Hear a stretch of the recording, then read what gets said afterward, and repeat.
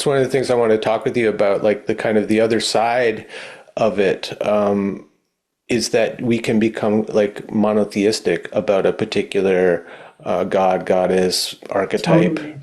right? And yeah, I mean, Hillman writes a lot about the problems with monotheism. We don't need to get into it here, but come on, look at the world right now. Right. Yeah, and so that's part of the idea of the polytheistic psyche as well, is knowing, being able to differentiate, to recognize when we become too one-sided, and that's never healthy.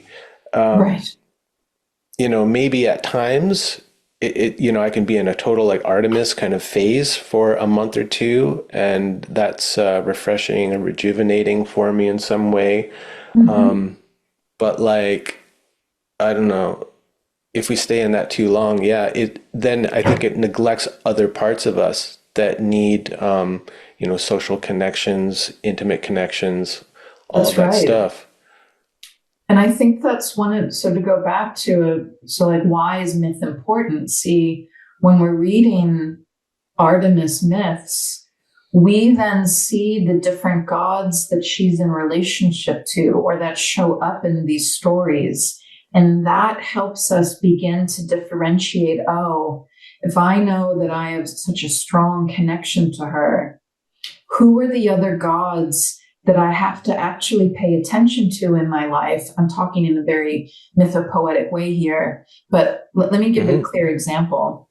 The story of Hippolytus. Hippolytus was this beautiful youth, and Aphrodite, the goddess of sexual intimacy and the union and like the power of being with another, right? The power to be with another in a full way. And she wanted Hippolytus to, in a way, worship her, and by that, to be in relationship with someone. And Hippolytus refused. He was so fully dedicated to Artemis that he refused to pay any attention to Aphrodite. Well, we always know that we're in troubling territory. That's that one-sidedness, psychologically speaking. In the imagery of myth, it's this figure saying, no, I won't pay attention to this goddess. Aphrodite's on the verge of having him killed. And Artemis like swoops in and like takes him away and plops him into a sacred virgin wood that no one knows is there. And he builds a temple to Artemis and lives his life in dedication to the virgin goddess. And he himself remains chaste, right? So that myth isn't telling us we should remain chaste and serve only Artemis. See, that would be the myth explaining. That would be looking at the myth as telling us what to do. Right, Rather, this myth prescriptive. is telling us that Aphrodite and Artemis come together in life when one or the other is present in us.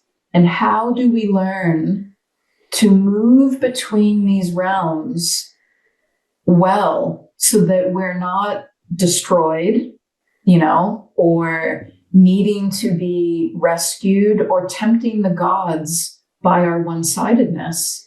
Hippolytus really helps us think about, let's speak from the Artemisian side, where and how can we be defended from Aphrodite's equally valid and valuable claim on us to be close to another?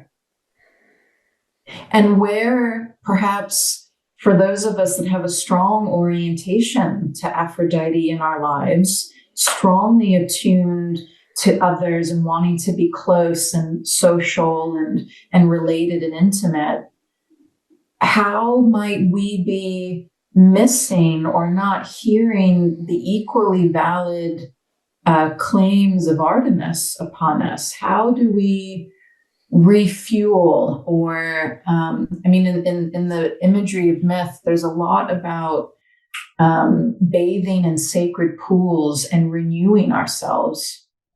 How do we pay attention to that presence? See, so the myths show us that in the sort of archetypal configurations of the psyche, Aphrodite and Artemis are a pair.